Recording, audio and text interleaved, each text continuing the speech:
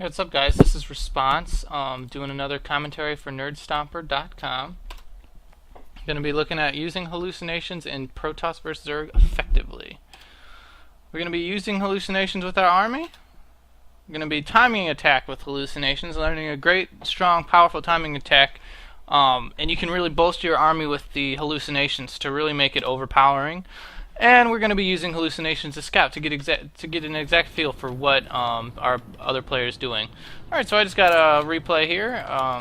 Start it up. Slow that down. This is Protoss vs. Zerg against Striker. May have known him from Brood War. He was a Brood War player. So I have it at 3 minutes into the game. We're basically let's see, gotta put on busy. 12 verse 9 on Metalopolis here. Notice I just started a very standard starting build. I have my Cybernetics on my gateway, one Zealot out, just finished. Transferring 3 probes to my next gas. Want to get a lot of gas early because I want to get a lot of sentries out ASAP. It's going to be key here. I'm getting a lot of good scouting information. Sorry, we'll go to my view only. There we go. And I saw his spawning pool, saw his extractor timing. He went 12 hatch, so I know he's already expanded. And we're just going to be playing for the macro game here. Sentry almost out. My Zealot now chasing away his Zerglings. Got to put hold position on that Zealot so he can't run up my ramp. I don't want to be able to get in and scout. And now I'm just doing my very standard build. 1 gate core, and then get both gases, and then get 2 more gateways. This is very safe. You can expand off this very, very easily. It's very safe against pretty much any rush they can do, any roach all in. Because you're going to have 3 gateways with warp gate technology. So, yeah, my warp gate's just about finished here. It's almost done here. And I'm going to be expanding very soon after my warp gate finishes. I'm going to be kind of careful because these are very close positions, so I'm going to want to play pretty defensively. Don't want to overextend myself at all, but it's really good. It's really good to you want to expand pretty early here because I know he's already got his expo up for quite a while. So yeah, my hallucination is started now. This is going to be my main key ability here in this game that really helps me all the way throughout. You're going to see how effective it can be. Chrono boosting that out now. I'm getting a lot of sentries out because, you know, I'm upgrading hallucination. I'm going to need a lot of energy, a lot of sentries. All very obvious things. Now this pylon placement here is pretty key. This allows me to build a cannon down the ramp if I want to while expanding, once I get my forge out, but I think I forgot to build my forge. Yeah, but I'm just pushing out now. Got 3 stalkers out, and I'm just going to be expanding at this point. Yeah, I must have forgotten my forge. Huh.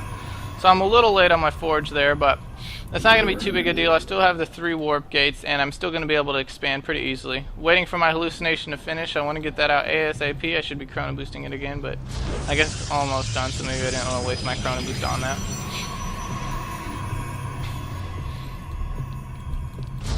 Building this pylon here so it kind of blocks off my choke point a little bit, makes it a lot smaller so he can't run by his Zerglings. And alright, here we go, hallucination.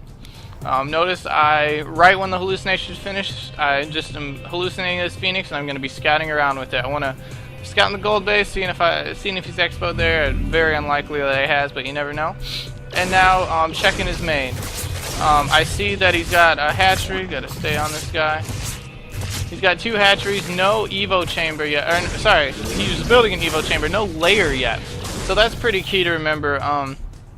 His tech's going to be a lot later than it usually would, say, if we were going for a faster layer. I'm not going to have to worry about mutas nearly as much, and I do see he actually just started the layer. So I guess that's a little bit late timing, but not too bad.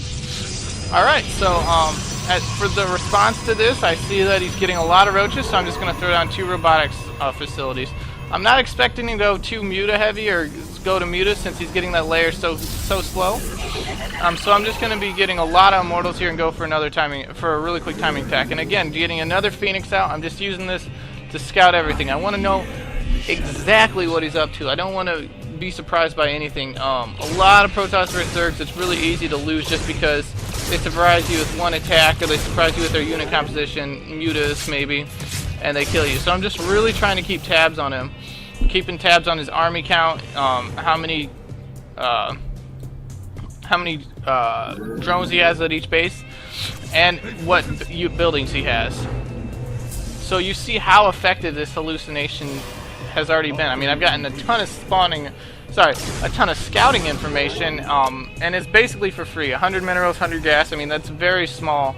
That's a very small amount to be able to see exactly what your opponent's doing. So yeah, I'm just gonna start pumping out the immortals here, getting I already got +1 weapons, getting +1 armor now. I'm gonna go for a really immortal heavy attack because I saw that his army, his unit composition is mainly roaches so far. I'm gonna keep tabs on that. Might hallucinate one more and send it, but I'm definitely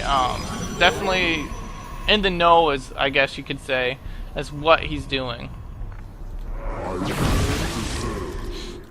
He's not going to take me by surprise just because of these hallucinations. They're so key, so helpful, and you'll see how good of a timing attack they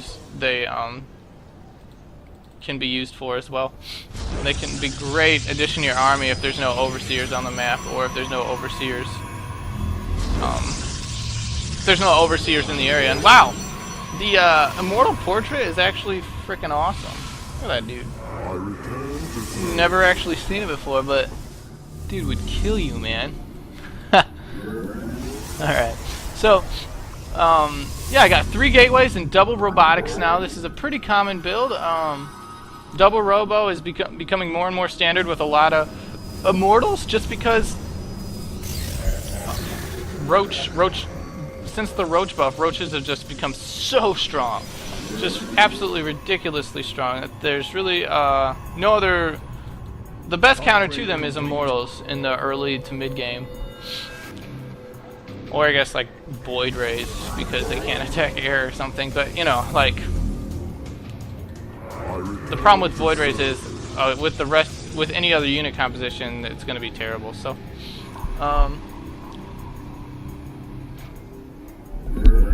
Yep. All right. I got 6 immortals now. Really strong timing push here. I got a good number of stalkers, and I'm pushing out here. Look how much energy is on all my sentries, and this is what I'm going to be using them for. Just pump out a ton of hallucinated immortals and just pushing out here at the 13-minute mark. So yeah, I mean, he's going to have a pretty big army here, but you're going to see how much damage my hallucinations are actually taking from his attack. Got to put on that Guardian Shield. There it is. And yeah, I mean, my hallucinations are just in the front, just getting pummeled. But they're really not. I mean, they're not doing any damage. They're just taking a ton of damage, and I'm easily able to just completely crush him because, I mean, look, these all these hallucinated immortals took all the damage, and then the rest of my army is just able to absolutely roll them. Just a lot of immortals here.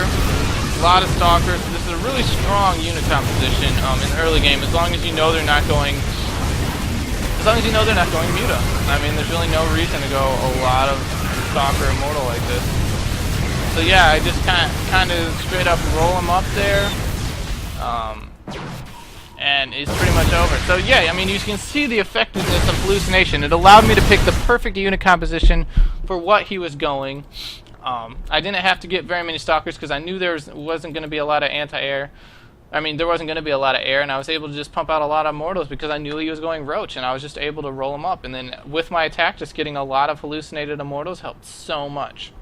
Alright, I hope I kind of gave you guys ideas into like new types of builds that you could start doing. This is a very strong build that I've been working on, and I'm pretty proud of it so far. It's worked pretty well, and I hope you enjoyed it. If you have any questions, please feel free to leave me a message on Nerdstomper. Alright, thanks.